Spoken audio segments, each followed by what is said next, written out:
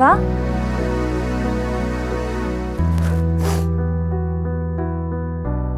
ఏంట్రా మెసేజ్ చేస్తే రిప్లై లేదు? ఇంకా అలానే ఉన్నావా? కాస్త నవ్వచ్చు కదరా. నందు, చెప్పురా. I miss యూనే.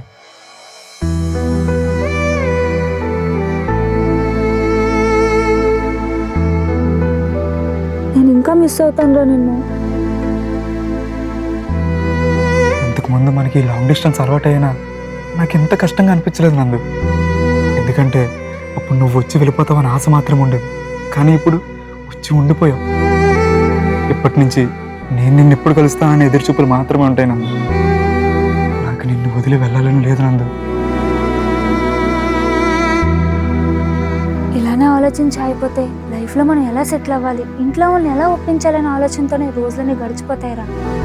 అయినా అప్పుడంటే నేను అక్కడ, నువ్వు ఇక్కడ.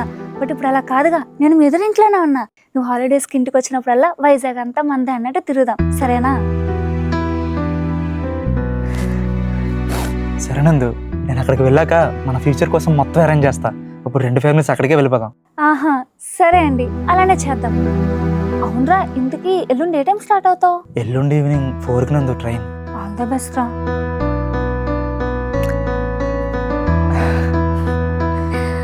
నందు, రే, ఇప్పుడే హ్యాక్ ఇచ్చానుగా, మళ్ళీ ఏంటి? ఇంకొకటి ప్లీజ్.